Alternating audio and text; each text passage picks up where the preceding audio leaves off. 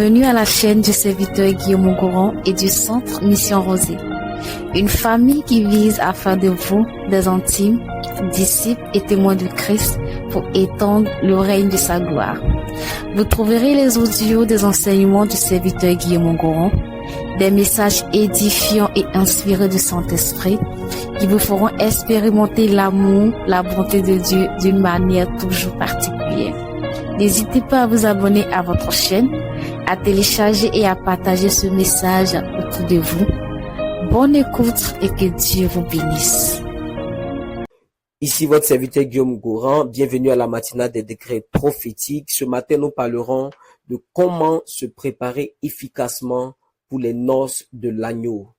Dans le livre de Apocalypse, chapitre 19, à partir du verset 6, il est écrit: Et j'entendis comme une voix d'une foule nombreuse, comme un bruit de grosses eaux, et comme un bruit de fort tonnerre, disant: Alléluia, car le Seigneur notre Dieu Tout-Puissant est entré dans son règne. Réjouissons-nous et soyons dans l'allégresse et donnons-lui gloire, car les noces de l'agneau sont venues et son épouse s'est préparée. Et il lui a été donné de se vêtir d'un fin lin éclatant, pur, car le fin lin, ce sont les œuvres justes des saints. Et l'ange me dit: écris, heureux ceux qui sont appelés au festin des noces de l'agneau. Et il me dit: ces paroles sont les véritables paroles de Dieu. Bien aimé, lorsque nous regardons ce texte, nous voyons 4 éléments. Le premier élément, c'est qu'il y a un appel à participer, il y a un appel à prendre part au festin des noces de l'agneau. Quand on parle de noces, on parle de mariage. Quand on parle de noces, ça veut dire qu'il y a quelqu'un qui va épouser une femme. Il y a un homme qui a investi dans la préparation pour qu'une femme soit prête, et il est prêt à envoyer cette femme-là à la mairie ou à l'église ou devant les parents. Dans tous les cas, quand on parle de noces, on parle de mariage. Et quand on parle de mariage, on parle de fête. Et la Bible nous enseigne que le Seigneur Jésus va rentrer dans son règne à la fin des temps. Lorsque toute chose sera arrêtée, la Bible dit que le Christ va venir enlever son église. En Éphésiens chapitre 5, la Bible dit: il vient chercher une église glorieuse, ni ride, sans tache, ni rien de semblable. Donc une église qui a été préparée. Ici, il est dit que le Seigneur va rentrer dans son règne. Donc lorsque toute chose va s'arrêter et que le péché ne va plus régner, le diable n'aura plus de règne et que c'est le Seigneur seul qui va régner, la Bible dit qu'il y a ce qu'on appelle les noces de l'agneau. Ce jour-là, il y aura un mariage qui sera célébré dans le ciel. Un mariage entre Christ et l'Église qui est son épouse. Christ et l'Église qui est son épouse.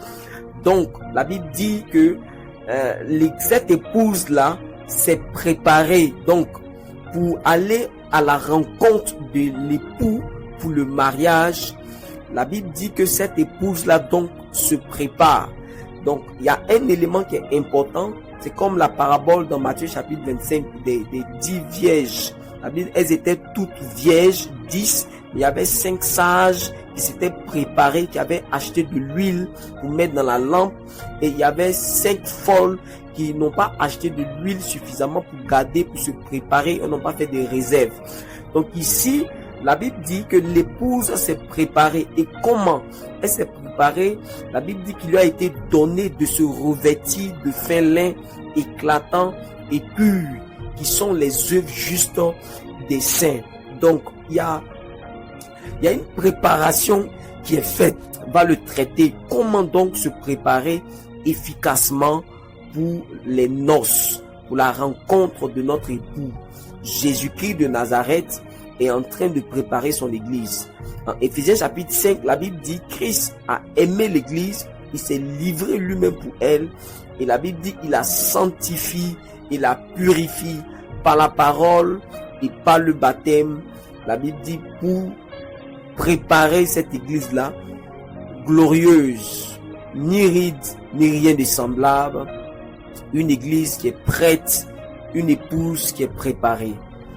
De façon parallèle, lorsque quelqu'un veut épouser, un homme veut épouser une femme, il va investir dans la préparation de la beauté de cette femme. Le jour du mariage, lorsque elle va se présenter, elle doit être bien habillée, éclatante, bien maquillée, le teint travaillé. C'est pourquoi nos sœurs, lorsqu'elles se préparent pour aller au mariage, on leur achète des savons, des pommades particuliers, des ingrédients particuliers pour aller rencontrer le jour du mariage. Lorsque l'époux va les voir, il est heureux parce qu'elles se sont préparées. Bien-aimés, c'est la même chose. Nous tous, nous avons accepté le Seigneur Jésus-Christ et son esprit est venu habiter en nous. Mais la Bible dit dans le livre de 1 Thessaloniciens chapitre 5 verset 23 que le Dieu de paix vous sanctifie lui-même tout entier afin que votre esprit, votre âme et votre corps soient conservés irréprochables pour l'avènement du Seigneur. Ça veut dire quand le Seigneur va venir chercher son épouse, ça doit être une épouse qui a été sanctifiée. Donc la Bible dit il lui a été donné à l'épouse de se revêtir. Donc on lui a donné l'opportunité, on lui a prêté des habits, on lui a prêté un fin lin. La Bible dit ce sont des œuvres justes. Donc ces œuvres justes là, c'est un don que Dieu fait. Et le don que Dieu fait à l'église, à son épouse, s'appelle la sanctification.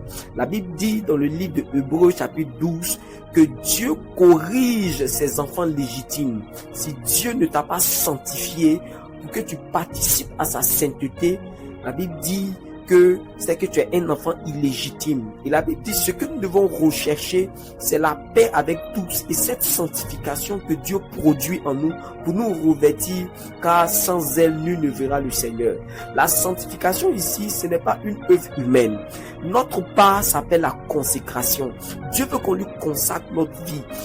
Depuis le jour où nous avons accepté Jésus, la Bible dit nous ne nous appartenons plus à nous-mêmes. Nous avons été rachetés à un grand prix. Et la Bible dit nous devons glorifier Dieu dans notre corps et dans notre esprit qui lui appartiennent. Donc qu'est-ce qui se passe? Dieu donc, après avoir sanctifié notre esprit par le Saint-Esprit, va sanctifier notre âme, va nettoyer notre âme, va enlever dans notre âme les œuvres mortes, en commençant par purifier notre conscience, c'est-à-dire notre capacité à voir et à savoir ce qui est bien et ce qui est mal. Parce que si Dieu ne nous a pas sanctifiés, il y a un danger qui va arriver. La Bible dit dans le livre de Genèse que arrivé à un certain moment, même quand Adam et Ève ont péché, l'Esprit de Dieu était encore dans l'homme. Mais il est arrivé à un certain stade où toutes les pensées des hommes étaient uniquement chaque jour tournées vers le mal. Ça veut dire que la conscience des hommes avait été souillée et que lorsque cette conscience a été totalement plongée dans les ténèbres, dans le péché, Dieu a dit mon esprit ne peut plus rester dans l'homme. C'est pourquoi lorsque nous recevons l'esprit de Dieu dans notre esprit, lorsque la partie spirituelle de notre esprit a été sanctifiée, Dieu donc doit régler le problème de la conscience qui a été plongée dans des œuvres mortes. Donc, Dieu va donc procéder par des éléments pour éclairer cette conscience-là et nettoyer cette âme qui a absorbé toutes sortes de péchés pendant toute notre vie sur la terre. Et il y a quelque chose que nous devons comprendre.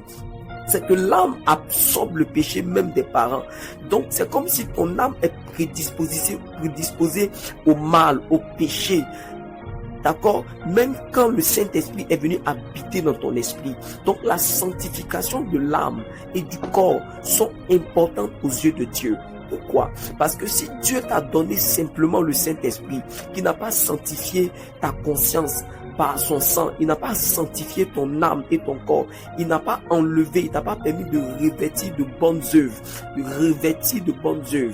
bien-aimé, ta conscience va sombrer et tu vas perdre le salut. Ça veut dire que tu vas perdre l'esprit. C'est ce qui est arrivé aux gens au temps de Noé. Là-bas, il n'y avait pas de loi. Il y avait juste la conscience. Mais quand la conscience a été engloutie, ils ont perdu l'esprit. Il y avait un peu d'espoir. Donc, ce que je suis en train d'expliquer ici est très profond. Écoute-moi bien, mon frère, ma soeur. Tu dois disposer ton cœur. La Bible dit dans Hébreux, soumettons-nous donc au Père des esprits pour avoir la vie, pour nous purifier, pour nous corriger, pour nous aider à commencer à produire des œuvres qui sont comme des vêtements qu'on va porter pour aller à la rencontre de notre époux. C'est une préparation, c'est un embellissement pour que nous soyons une épouse glorieuse. La Bible, heureux ceux qui sont appelés au festin. Il y a un festin dans le ciel. Il y a quelque chose d'extraordinaire. Il ne faudrait pas qu'on fasse partie des vierges folles.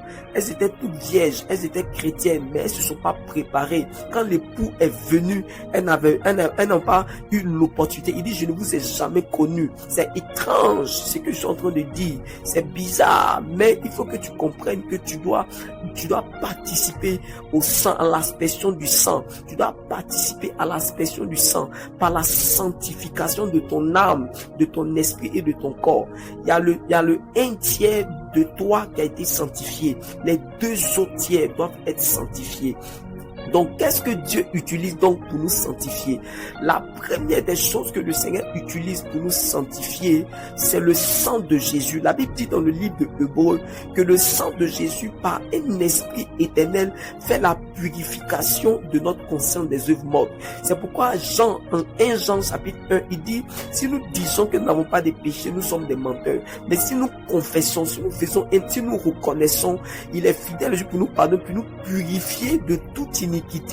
Donc c'est la purification de ta conscience. L'un des procédés que le Seigneur utilise pour nous sanctifier, c'est le système de la confession des péchés.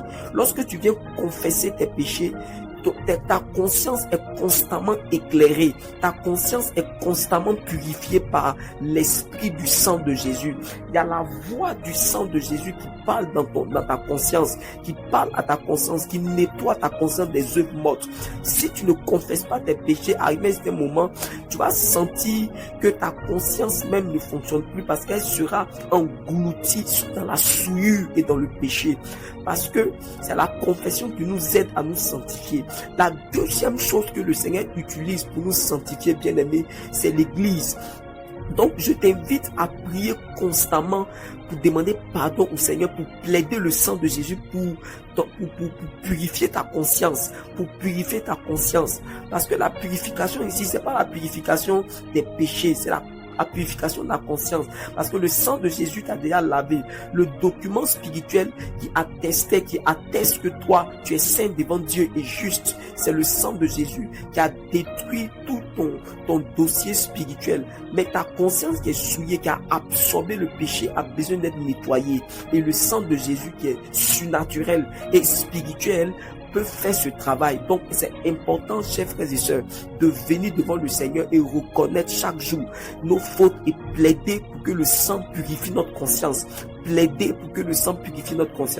La deuxième des choses, c'est l'Église. L'Église est le corps du Christ. Donc après le sang, il y a le corps du Christ. À travers le corps, la Bible dit que c'est pour ton édification. Si tu marches loin de l'Église, les gens du monde ne vont pas te dire ce qui est bien ou ce qui est mauvais. Bien-aimé, lorsque tu veux que Dieu te sanctifie, tu ne dis pas qu'on me juge, mais tu dis que Dieu est en train de m'aider. Tes frères et sœurs vont pointer du doigt certaines choses. C'est eux qui te voient et tu es rentré dans un endroit. Ils vont aller te chercher, ils vont prier pour toi, ils vont te soutenir, te donner des conseils, te réprimander. Ton pasteur va t'enseigner, il va te dire ce que tu dois faire. Et Dieu va utiliser l'Église pour te sanctifier, pour te corriger, pour te donner, pour redresser dans ta vie ce qui était tordu. C'est comme ça que on te donne de te revêtir. Il te donne le sang pour la sanctification de ta conscience. L'Église pour t'édifier, pour t'aider à grandir, pour que tu montes en maturité spirituelle, pour te redresser, pour te recadrer. C'est important, pour te corriger, pour te châtier. C'est important pour te mettre sous discipline, pour que tu apprennes à te sanctifier.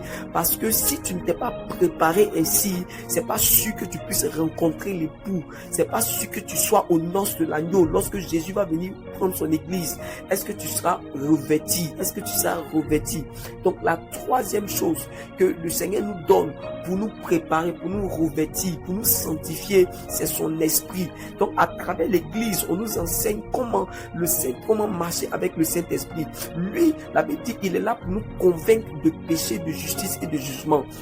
Donc, la conviction du Saint-Esprit par rapport à un certain nombre de choses. Quand tu es là, tu as fait quelque chose, tu ne sais pas ce que tu as fait est bon, mais le Saint-Esprit va convaincre ta conscience, il va convaincre, il va parler donc à ta conscience. Le sang purifie ta conscience et l'Esprit parle à ta conscience donc pour te convaincre que ce que tu es en train de faire là, c'est pas bon. Il faut que tu enlèves ton pied, il faut que tu changes comme ça. Et la parole de Dieu donc, qui est la quatrième chose, qui est la parole de Dieu, qui est enseignée par la Bible, qui est méditée par toi-même, qui est écoutée. Bien aimé, cette parole là donc va te montrer les œuvres que tu dois faire, comment est-ce que tu dois marcher, comment est-ce que tu dois vivre. C'est ce qu'on appelle la sanctification. Donc, pour que Dieu puisse te sanctifier, pour que tu puisses revêtir le fin lait éclatant et pur, pour que tu sois purifié par le sang, pour que tu sois édifié par l'Église, pour que tu sois convaincu par l'Esprit, pour que tu sois dirigé et enseigné par la parole, pour que tu puisses marcher sur le droit chemin du Seigneur. Bien aimé, tu dois te consacrer. Tu dois donc tu dois ouvrir ton cœur. Tu dois te disposer dans la prière pour confesser tes péchés. Tu dois te disposer à l'église. Tu dois avoir une bonne relation avec tes frères et sœurs. Tu dois accepter du fait que c'est l'église qui est l'instrument que Dieu utilise pour te purifier, pour t'aider à te revêtir d'un fin lait éclatant et pur, pour que quand le Seigneur va venir, tu sois enlevé. Ensuite, tu dois te consacrer au Saint-Esprit. Tu dois développer ton intimité avec le Saint-Esprit. Tu dois accorder du temps au Saint-Esprit. Et c'est lui qui va parler à ta conscience. Le sang purifie ta conscience, mais lui, il parle à ta conscience. Lui, il te convainc dans tes pas. Il te dit, il parle à ton cœur, il parle à ta conscience et il va t'aider. Bien aimé, la quatrième chose à laquelle tu dois te consacrer, que Dieu utilise pour te sanctifier, c'est la parole. Tu dois écouter les enseignements. Tu dois venir à l'église avec beaucoup d'humilité. T'asseoir et écouter la parole de Dieu. Tu dois aussi méditer, toi qui sais lire, médite, prends un cahier, laisse la parole de Dieu pénétrer en toi. La Bible dit dans le livre de Jacques chapitre 1, la Bible dit recevez avec douceur, rejetant toute souillure, recevez avec douceur la parole qui a été plantée en vous. Elle est capable de sauver ton âme, elle est capable de sauver ton âme de quoi? Du péché, de te corriger, de te corriger, de te redresser. Bien aimé, la purification, la sanctification fait beaucoup mal. Elle fait mal. C'est comme un enfant qu'on est en train d'éduquer. Donc Dieu va t'éduquer pour que tu puisses revêtir ce vêtement fin lait.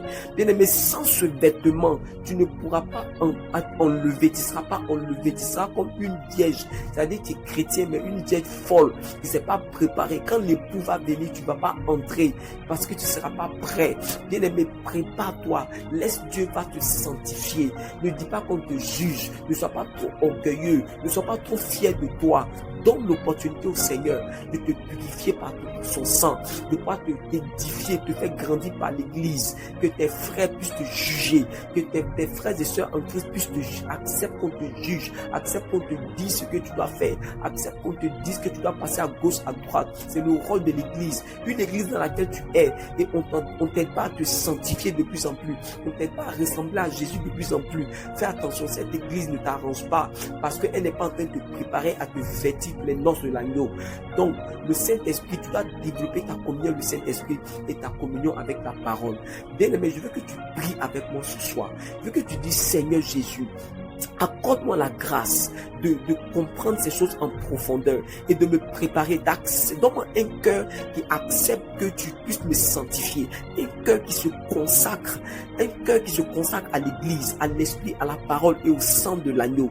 Il faut que tu aies un cœur, prie pour avoir un cœur qui reconnaît que tu as des erreurs, tu reconnais que tu fais des fautes, tu reconnais que tu as des péchés qui te fatiguent, tu reconnais qu'il y a des choses avec lesquelles tu luttes. Ne fais pas semblant, viens devant le Seigneur et répands ton âme devant Dieu. Oui, Seigneur, voici mon cœur. J'ai besoin de ta miséricorde. J'ai besoin que tu me donnes un cœur pur, un esprit bien disposé. Mais c'est ce genre de prière qui va te sanctifier. C'est le genre de prière qui va que le Saint-Esprit et le sang de Jésus va t'aider avec la parole pour te sanctifier. Sanctifier, c'est quoi? C'est réduire, éliminer ou totalement les paroles, les pensées et les actes de ton ancienne vie qui ne sont pas des œuvres saintes, des justes. Oh bien-aimé, que Dieu t'aide. C'est le temps pour toi de revoir ta manière de marcher avec Jésus. C'est le temps pour toi de revoir ta manière de suivre Jésus. C'est le temps pour toi de revoir ta façon de marcher, parce que la vie chrétienne consiste donc à se préparer parce que bientôt, nous sommes à la fin des temps. Jésus va revenir. Est-ce que tu es prêt? Est-ce que tu es prêt? Jésus revient. Est-ce que tu as été préparé? Est-ce que tu as préparé ton huile? Est-ce que tu as préparé ton vêtement? Est-ce que tu es en train de te vêtir par la sanctification? La Bible dit, il lui a été donné de se revêtir. Il lui a été donné de se revêtir d'un fin lin éclatant et pur. La Bible dit, ce sont les œuvres justes des saints. Les œuvres justes des saints. Heureux ceux qui sont appelés au festin. Mais il y a un grand bonheur que de répondre à l'appel au festin de l'agneau. Que tu de répondre en se réveillant. Tu réponds à l'appel en décidant de te consacrer un peu plus, en décidant de venir à l'église un peu plus, en décidant de répandre ton cœur dans la prière un peu plus, en reconnaissant que Dieu, il y a des choses dans ta vie que Dieu doit enlever, que tu implores sa miséricorde qui te transforme, qui enlève ces choses dans ton cœur, qui sont en train de te détruire, qui ne sont pas bien pour toi, bien aimé. C'est le temps pour nous, bien aimé, de vivre. De vivre et de chercher Dieu, qui nous purifie. Oh, miséricorde, Seigneur, miséricorde. Aide ton église. Ma prière, c'est que tu aides quelqu'un qui m'écoute ce matin, que cette personne-là comprenne le message de la sanctification et qu'on crie pour que tu puisses nous corriger, puissions accepter. La Bible dit, sans la sanctification, nul ne verra le Seigneur. C'est la sanctification qui fera qu'on verra le Seigneur dans les airs. Lorsque le Seigneur rentrera dans son règne et qu'il viendra cesser son église, nous puissions le voir et être avec lui jusqu'au bout. Bien-aimé, que Dieu te bénisse. Va et sanctifie-toi. Que Dieu te bénisse au nom de Jésus de Nazareth. Amen.